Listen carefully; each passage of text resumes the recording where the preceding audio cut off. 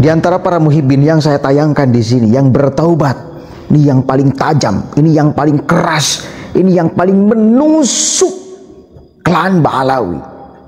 Dan satu lagi, ini yang paling berpotensi besar mentransfer kesadaran kepada seluruh muhibbin, membungkam mulut Hanif, Rizik, Bahar, Taufik As-Sagaf. Gila. Hanya ini kuncinya. Buka pikiran Anda, lalu Anda akan menemukan secercah cahaya kebenaran, lalu Anda akan masuk di sana. Coba dengarkan ya, dengarkan sama-sama nih. Sahabat yang masih mencintai negara kesatuan Republik Indonesia, ayo kita sama-sama untuk terlibat mencerdaskan umat, bukan malah umat dibodoh-bodohkan atau dibodoh-bodohi. Alhamdulillah saya bertaubat dari muhibbin setelah belasan tahun menjadi muhibbin, dan sekarang saya sadar dan bertobat. Dan saya akan berbicara beberapa hal, semoga ini menjadi inspirasi bagi sahabat semuanya, termasuk bagi para muhibbin yang masih mencintai dan membela mati-matian para imigran Yaman atau yang disebut dengan Ba'alawi atau dengan habaib yang ada di Indonesia. Sahabat, kita sudah mafhum semuanya, bahkan ini berlangsung sudah 100 tahun lebih lah, 145 tahun lebih. Cuma mulai boomingnya tentang habaib itu semenjak kemunculannya Front Pembela Islam, ya, yang dibawa oleh Rizik Syihab. Kenapa saya sebut Rizik Syihab, nggak pakai Habib Rizik Syihab atau doktor atau profesor? Karena kan ini ajaran beliau sendiri. Beliau di saat Al-Kaburi ke Arab, ke Mekah selama 3 tahun kurang lebih, kan dia bikin statement seperti ini: sebarkan, ya, apabila ada dari kaum, ya maksudnya pribumi, tokoh-tokoh nasionalis yang punya gelar jangan dipakai gelarnya, profesor jangan dipakai profesornya, kiai haji jangan dipakai kiai hajinya, apapun titel jabatannya jangan disebutkan, langsung aja panggil nama. Bahkan diinstruksikan harus diadu domba antara mereka, nasionalis dan fundamentalis. Jadi saya nyebut Rizik Syihab kenapa nggak pakai Habib atau dokter, karena ini ajaran mereka, itu hakikatnya mereka, licik, ya. Itu yang saya temukan fakta di lapangan. Kenapa saya semakin mantap dan yakin bertaubat dan lebih memilih untuk bersama berjuang dengan Laskar Sabilillah dan PWI, ya, Perjuangan Wali Songo Indonesia, karena saya melihat faktor apa yang terjadi di lapangan. Saya terus terang belum pernah membaca tulisannya Kiai Imaduddin, ya, tentang tesis tersebut. Saya jujur gak pernah baca. Cuma saya tahu bahwa polemik nasab ini mencuat dan selalu masuk ke beranda. Akhirnya saya penasaran apa yang terjadi dengan polemik nasab ini. Ya, saya akhirnya cross check dan melek, melihat kenyataan dan fakta. Kenapa pribumi sampai bergerak masif seperti itu? Ada apa gerangan? Ternyata saya menemukan, kan mereka di framing, di labeli sebagai habaib itu duriah Nabi. Yang saya ketahui, duriah Nabi itu dinisbatkan kepada Rasulullah SAW yang memiliki karakter sadidul haya wa tawadu. Gitu. Begitu sahabat. Berarti tutur katanya harus lemah lembut, ya. Bagaimana tutur kata Rasulullah SAW? Selalu menyejukkan, memberikan hikmah, memberikan pelajaran yang baik dan positif. Dan ternyata saya mengecek di lapangan apa yang terjadi di saat polemik nasab ini mencuat. Kata-kata yang keluar dari mereka yang mengaku sebagai duriah Nabi, apa yang terjadi? Habib Syekh Begab bilangnya curut, ya, krocok-krocok. Itu kepada pribumiku seperti itu. Ya, yang selanjutnya itu Bahar Semit. Ada yang bilang di media sosial Bahar Demit. Apa yang dia bilang waktu di Madura? Menganjing-anjingkan kiai, membabi-babikan kiai. Kok seperti itu duriah Nabi mulutnya? Jauh sekali dari karakter Rasulullah SAW. Lihat fakta, ya, yang ada dan beredar di sosial media. Apa yang keluar dari mulutnya Rizik Syihab sebelum ini polemik nasab ini mencuat? Menghina Gus Dur, ya, membutakan matanya, buta hatinya, sampai seperti itunya. Apakah itu betul sebagai duriah Nabi? Coba ini pakai akal waras. Karena jangan sampai kita mengikuti dan mencari suri tauladan yang jauh dari Rasulullah SAW, akhlak dan tabiat karakternya. Terus Rizik Syihab bilang bahwa presiden adalah Dajjal, istananya istana iblis, menteri agamanya Dajjal. Kok seperti itu duriah Nabi? Astagfirullahaladzim. Jauh dari karakter dan tabiat watak Rasulullah Sallallahu Alaihi Wasallam sebagai akhlakul karimah, suri tauladan yang baik, yang sangat baik. Sedangkan Rasulullah itu kan, laqad ja'akum rasulun min anfusikum azizun 'alaihi ma anittum harisun 'alaikum bil mu'minina raufur rahim. Jauh, nggak ada belas kasihan dari mereka. Kasih sayangnya nggak ada yang nampak. Di saat mereka disulut oleh polemik nasab seperti ini, seolah-olah mereka anti kritik. Seolah-olah mereka ini memposisikan seperti Nabi yang nggak boleh dikritik, sedangkan Nabi nggak seperti itu. Ayo, lihat yang di Jawa itu di Solo, siapa novelnya, novel, ya, yang mengkritik Habib kan disamakan dengan iblis. Astagfirullahaladzim. Apakah seperti itu karakter Rasulullah Sallallahu Alaihi Wasallam? Yang saya temukan, yang beredar, bahwa yang dinisbatkan, yang saya ketahui sebelum saya taubat, Duriah Rasul itu ada Syarif, ada Sayyid, ada Habib. Itu yang saya ketahui. Ya, kalau di Sunda atau misalkan di Pulau Jawa atau di Indonesia, karena sudah berakulturasi dengan masyarakat, jadi berubah Sayyid atau Syarifnya. Ada yang bergelar Aceh, ada yang bergelar Tubagus, ada yang bergelar Lora, ada yang bergelar lain-lain di setiap wilayah. Itu berbeda-beda. Itu juga yang saya ketahui. Tapi beda ini yang satu ini. Contohnya nih, di saat Wali Songo dinyatakan oleh Robitoh Alawiyah bukan sebagai duriah Nabi, dan dipastikan dalam surat idarannya itu yang bernisbat kepada Azmat Khon itu adalah fiktif dan palsu. Jadi duriah Wali Songo itu sudah nggak ada. Apa reaksi Wali Songo? Para Aceh, para Gus, ya, dan Buya mungkin yang lain tentu bagus. Apakah bereaksi seperti yang kita temukan reaksi dari para habaib? Tidak. Biasa-biasa saja. Nggak marah. Nggak ribut, justru malah mengkonfirmasi, mencari, menyelusuri data leluhurnya tentang Wali Songo, dan ternyata ditemukan dan diakui oleh Nakobah Ashraf Internasional. Dan beda kenyataannya di saat kita menemukan fakta, ya, yang terjadi di saat habaib dipertanyakan tentang nasab keasliannya sebagai duriah Rasul. Beda. Mereka marah, mereka mencaci maki, mereka menghujat, mereka memprovokasi, ngajak perang dan lain-lain. Itu kan rijik seperti itu. Menghina, mengejek, memframing dan lain-lain. Membayar beberapa orang untuk menguatkan bahwa mereka benar-benar duriah Nabi. Sedangkan masyarakat ini semakin terus bergerak seperti bola salju menggelinding dan semakin besar.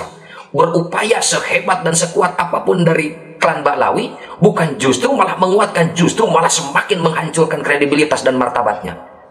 Semakin kuat para muhibin membela mati-matian seperti Mas Wafi, ya, oleh sesepuh Sidogiri sampai bilang bahwa Wafi itu neneknya, leluhurnya, kakeknya itu adalah PKI. Semakin dibela semakin remuk, dibela mati-matian semakin hancur, semakin mencuat di framing, semakin rungkat. Kenapa ini bisa terjadi seperti itu?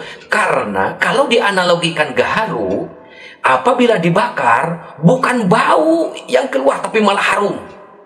Seandainya nih para habaib atau klan Ba'lawi dibakar laksana gaharu, kalau harum, berarti benar-benar duriah Nabi. Itu logika saya. Tapi ternyata kenyataannya, fakta di lapangan menemukan, di saat dibakar dengan adanya polemik nasab ini, bukan harum. Semakin jijik saya melihatnya. Karena melihat yang selama ini dipelajari tentang akhlakul kalimah Rasulullah, tabiat, watak, kebiasaan dan lain-lain sangat luar biasa mulia, sangat agung. Tapi kenapa yang menisbatkan ini sebagai duriah Nabi? Jauh. Kata-kata kotor, kata-kata yang kasar, menjijikkan yang keluar. Memprovokasi, ngajak perang, menuduh, memfitnah, memframing dan lain-lain. Bukan gaharu. Kalau sebenarnya asli gaharu dibakar itu harus harum, bukan bau. Dan ini enggak harum, malah bau. Begitu sahabat. Coba cek di lapangan, wahai para muhibin yang membela mati-matian. Kalian dikasih akal, perangkat yang sangat luar biasa sama Allah. Memang ada beberapa tingkatan akal. Ajijiyah, Hisabiyah, Ampoiyah, Juhadiyah, dan Akmaliyah. Cuma kalian para muhibin sudah dicekok di doktrin mati-matian, tidak boleh naik tingkat akal kalian. Tetap harus di Ajijiyah, dimatikan, tidak boleh kritis. Tidak boleh bertanya, ngapain ikut campur urusan nasab. Itu kan didoktrin supaya tidak terlibat, tetap bodoh, tidak mau kenyataan yang terjadi. Seperti apa yang sebenarnya. Lebih baik salah mencintai daripada salah membenci. Itu bukan mencerdaskan umat, itu membodohkan umat. Ini nggak sadar ini tokoh-tokoh kok berkata seperti itu. Makanya saya secara pribadi sungguh sangat berterima kasih kepada sosok kiai muda yang telah berkarya menciptakan 21 kitab, mungkin lebih kalau sekarang ya, dengan bahasa Arab, tulisan Arab, grammar yang sangat luar biasa, indah rapi, ya. Ternyata mampu membongkar dan ternyata menyadarkan masyarakat Indonesia, ratusan juta Indonesia ini umat tersadarkan yang selama ini kurang lebih 145 tahun dibodoh-bodohi dengan sejarah palsu, dengan fakta yang asli yang ditutup-tutupi. Ya, bagaimana yang terjadi? Kalau benar duriah Nabi asli, tidak mungkin menyuguhkan berita yang palsu. Mengaku datang ke Indonesia untuk mencetak ulama dan kiai, kata Taufik Assegaf. Bohong, udah ratusan tahun Indonesia ini sudah Islam. Wali Songo sudah ratusan tahun, sedangkan Habaib datang abad 18 akhir. Begitu sahabat. Ayo, saya cek di lapangan, silakan cross check dalam versi sejarah di Indonesia seperti apa Habaib awalnya datang ke Indonesia. Terus cek fakta di lapangan, mereka ngaku sebagai durian Nabi. Kenyataannya seperti apa? Dawir, selalu minta duit keliling ke sana kemari ke setiap pesantren, ke setiap toko, ke para agnia yang punya dunia, yang punya duit. Apa yang terjadi? Berkedok silaturahmi, ujung-ujungnya duit. Berkedok duriah Nabi, ujung-ujungnya apa? Minta cewek. Dan itu sesuai perkataan dari kalangannya mereka sendiri. Kalau habaib itu kalau tidak duit, dawir, ya cewek. Dan itu fakta kenyataan yang terjadi. Ya sahabat, saatnya kita untuk cerdas, jangan mau dibodoh-bodohi. Ya, cukup sudah kita dijajah sama Belanda, dibodoh-bodohi. Datang ke sini ingin membantu dan memakmurkan. Ternyata kekayaan sumber daya alam Indonesia dibawa. Belanda kan terkenal bahwa daratannya di bawah permukaan laut sampai membuat dam itu benteng. Makanya disebut Amsterdam. Itu bisa membangun karena bisa menjajah Indonesia, membodoh-bodohi. Datang lagi setelah Belanda, Jepang, katanya mau menyelamatkan dari penjajahan kaum Eropa, mau mengusir, tahu padanya tetap kita dibodoh-bodohi. Tadinya mau diselamatkan, malah semakin parah menjajah selama kurang lebih 3 tahun. Ini sisa-sisa antek Belanda yang dibawa oleh Belanda. Di situ awarungkan yang tadinya jaya, datang Jepang, jadi tidak punya kekuasaan. Bubar semuanya termasuk Belanda, dipulang-pulangkan. Setelah Jepang pulang, ya Indonesia merdeka, masih dibawa jumawanya, kelas-kelasnya, kasta-kastanya masih dibawa, masih dipakai. Sampai ketua PBNU nih akhir-akhir ini bilang bahwa mereka orang Arab, sisa-sisa yang dibawa oleh Belanda jadi antek-anteknya masih mempertahankan tuh kasta-kasta. Jumawa, arogan, sombongnya naudzubillahi min dzalik. Kok duriah Nabi seperti itu? Kan mustahil, gak masuk akal. Belajar sama Habib yang bodoh, yang jahil lebih utama daripada belajar sama kiai 70 kiai yang alim. Itu kan pembodohan namanya. Telapak kaki Habib yang kotor maksiat, zina, mabuk sekalipun lebih mulia telapak kaki Habib daripada kepala kiai yang pakai sorban. Itu kan penghinaan. Hei para muhibin, gurumu dihina, gurumu dilecehkan, gurumu direndahkan. Kau bisa ngaji, kau bisa tahu Islam, kau tahu agama dari guru-gurumu ini, ulama-ulama pribumi. Kau diam saja, gurumu dihina, dilecehkan, direndahkan. Kau diam saja, malah membela mati-matian imigran Yaman yang dibawa oleh Belanda yang terlibat dalam penindasan kepada pribumi. Lihat fakta sejarah, kitabnya ada dan sudah beredar, Utsman bin Yahya, halaman 21-24. Silakan baca, buka. Betapa sadisnya fatwa Utsman bin Yahya.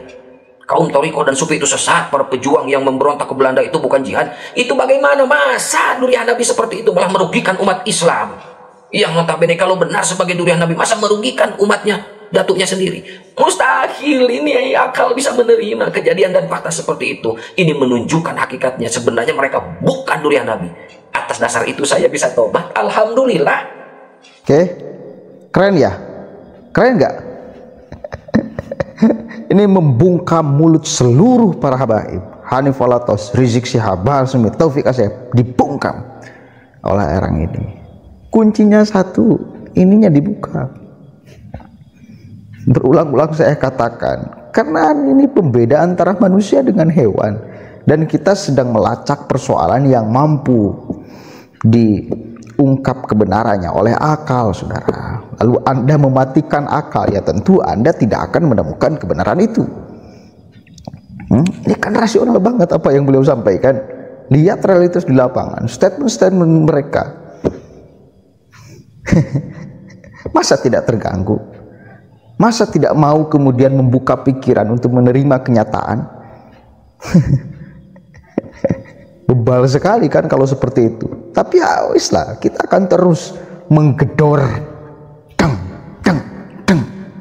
agar apa? Pecah muhibbinya, lalu membuka pikirannya dengan baik, hatinya dengan baik, lihat realitas lapangan, lalu silakan simpulkan. Terima kasih Kang ya. Terima kasih, kita harus memviralkan video-video kayak gini. Assalamualaikum warahmatullahi wabarakatuh.